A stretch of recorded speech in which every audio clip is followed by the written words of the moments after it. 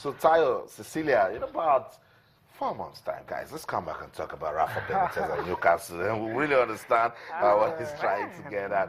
But before Tayo and Cecilia comes back, talk about Rafa Benitez, let's get you talking right here at Channel TV Sports Center in Lagos, Nigeria. We just love talking sports and action-packed sort of sports. What are you talking about? You're talking about season 8 of the Channel's National Kids Cup? Then that's the right thing to do. It's about grassroots football development. We are developing future stars for Nigerian football. You can be part of the discussion on Twitter. It's channels_sports. Facebook with channels-sports.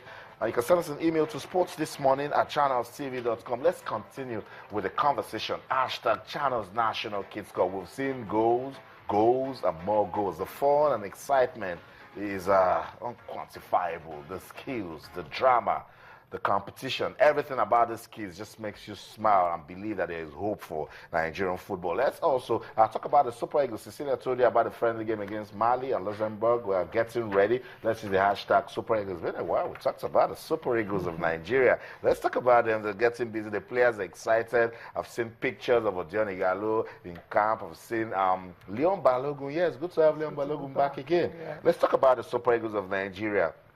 Let's also talk about this year's Formula One season. We're already seeing drama. If you're a fan of F1, you love speed, then talk to us in the hashtag 2016 F1 season. And then Tayo Salam told you, it's not looking good for the Raptors at the moment, but I think they've been impressive. If you've been following the NBA playoffs, particularly the Eastern Conference Finals, talk to us with the hashtag NBA playoffs. It's just so much to talk about. Cecilia, I'll throw the baton at you. The Channel's National Kids Cup. I told you that I won't talk about focal points yet till the quarterfinals. Yeah. Yes, they played good football, but Edo was resilient and they got the victory. You said God was Edo yesterday. No, I didn't say that. No, I didn't. No, not me, guys. You followed it up. I followed the game on. Okay, I'll tell you. I'll tell you why. The commentator, not us, Tilokodanga, said God was from Edo yesterday. It was a very, very tough game. Of course, you know, both teams very admirable. Yes. And then Kwara took the lead. Okay. Edo came back, and Edo took the lead, 2 set pieces, and then the pressure was on Edo, and then Kwara got a penalty, missed it. Okay. You know what I'm saying? And then went on again. Edo made 2 good saves. 3 minutes to the end of the game, Kwara got a penalty. It struck the goalpost. The striker followed it up, released the shot, keeper parried it. Release another shot and keeper saved another defender actually, 2 penalties. So come on, God was from Edo State. Okay, yeah, well, I understand where the commentator is coming from, but really, they only have themselves to blame. The focal point, I mean, all the chances they didn't take. I mean, 2 penalties, you know, to get back in the game. Exactly. Didn't take it, then you can't blame down. It was shocking, you know. It was shocking. The players was practically rolling on the ground and all that. When they got the second penalty, people actually see the highlight. When Focal Point got the second penalty, the Edo boys were already rolling. Arize Primary were rolling on the floor. They were angry. Yes. They were upset. They thought they had lost. And then, at the end of the day, the bench of Kwara, the players there, they were all on their knees. Coach Oyinlole left. He couldn't watch the penalty. And when he turned, he was hitting the goalpost. And then there's this little boy. I said it on Sports Tonight, guys. I didn't cry, but my eyes were soaked. The camera, everybody couldn't understand what happened with Edo and Kwara. Hold on, Tayo. He says his eyes were soaked. When your eyes are soaked, what does it mean? I didn't see. I guess. No, but I was cry. But I was moved by the emotion. These kids, guys. Misty, but tears were actually coming out.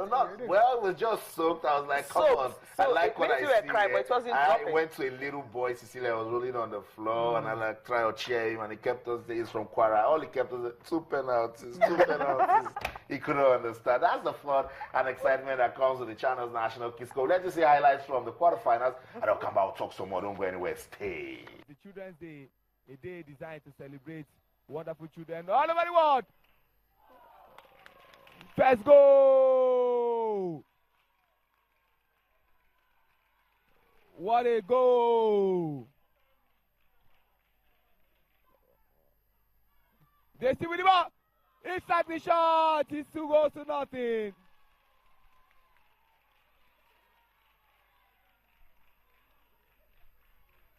The guys from Lagos are really struggling. What a beautiful display. And it's a goal. Majid. The keeper sends a long one. What a good clearance there from the goalkeeper, Raheem. Raheem is down, another opportunity. And it's goal.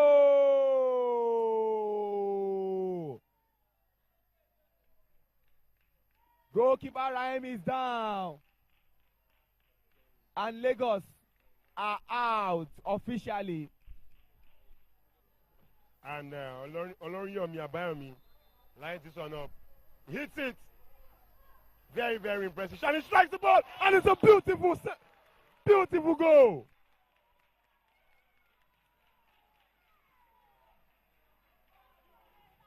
He didn't see that one coming. And out of nowhere, Focal Point takes the lead. Arinze will be looking to make this one count. As he steps up, he swings it in. Beautiful strike. Sensational goal. He takes off his shirt, and it's 1-1.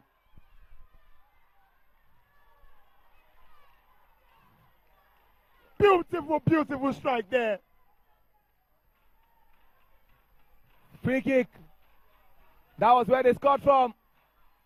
Can they score the second one? And it's a goal!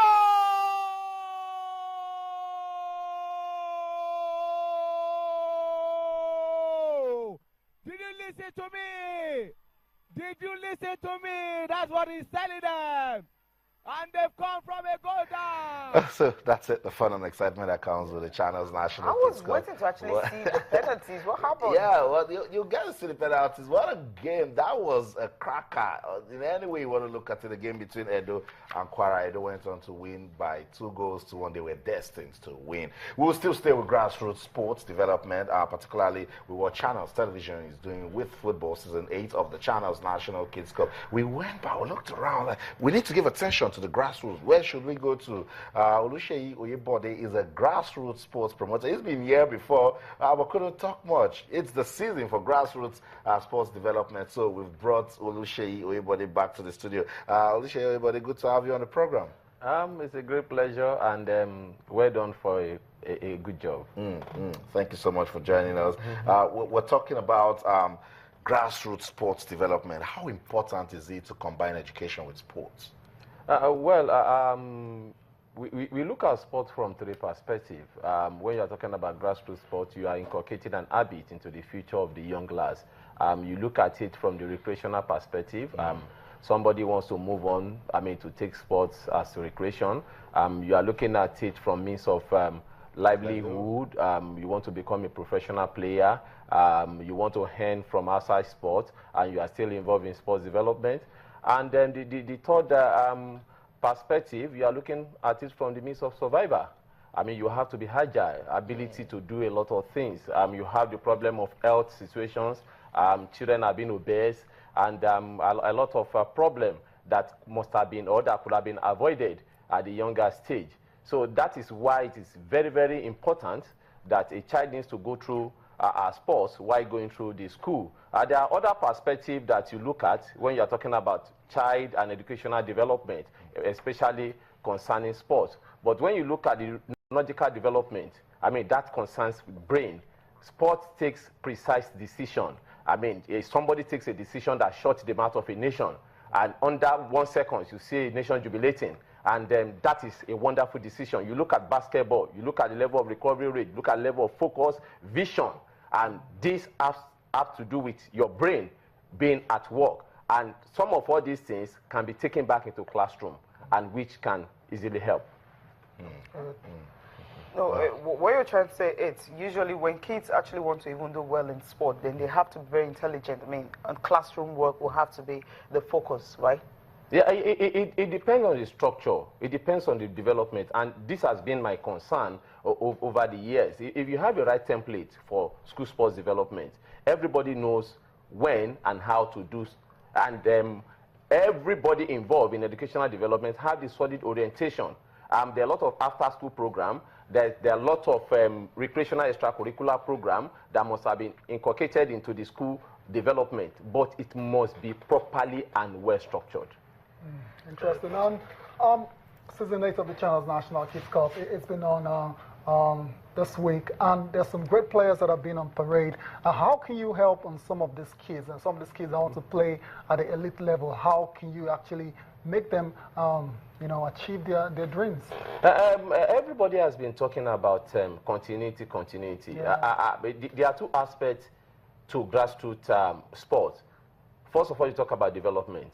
Then the other is the promotional aspect of it. Yeah. Many don't know the difference between the two. I mean, we keep on talking about grassroots sport. The most difficult aspect, which our sports administrators in Nigeria always try to avoid, is the developmental aspect of it, because it takes a long time to do that. But the short-time approach, which is the promotional aspect of it, is the one where you make quick money. You quickly go and meet corporate bodies to sponsor tournaments, to sponsor this. But after the tournament, what happens to the discovered players? Yeah. I was just discussing before we entered the studio with Austin on how we are planning now to help. There are a lot of wonderful opportunities outside and within Nigeria. The Challenge Case Cup now must have opened the eyes of many schools on how to get a lot of scholars into their schools. Yet they cannot afford coming to your school, but they can play football. So the best thing is bring them, tutor them, teach them the way of life, and they will pay you back with the kind of mileage they are bringing. If your school wins Challenge Case Cup, like the last year winner won the sports award, the national sports award. Yeah. So which is very, very fantastic mileage. Some of all this mileage cannot be paid for. I mean, I can't wonder the amount of mention you must have given to some of these schools that wouldn't have gotten mentioned on channels, and then it becomes a global name. So these are the kind of things the school must realize. But having said that, the school needs to invest more. The most difficult aspect we are not looking at when it comes to grassroots development are the coaches. We don't train coaches. And coaches will go ahead to pass a wrong information. Like I'm an annual follower of the Channel Case Cup. I saw something last year when you are showing the coach that was shouting, doing a lot of things, and at that level, I mean, some of all this information are not needed. So these are the kind of things. That's why we need to, at every forum, I've said it, at any grassroots developmental program that I'm involved in, the first thing is, what are we doing for the coaches? It is very, very, very important. And annually, I think we've struck something with the FA in Lagos State on how to train many of their coaches, and we are getting benefits. Because you don't only celebrate these players alone, you have to celebrate some of all these coaches, and it must be a developmental thing.